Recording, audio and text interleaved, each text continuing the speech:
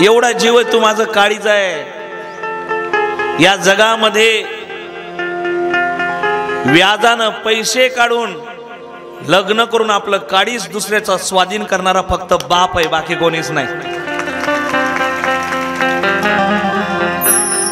बाप पहिल्यांदा रडतो मुलीचं लग्न ठरतं तेव्हा, बाप दुसऱ्यांदा रडतो मुलगी सासरी जाते तेव्हा.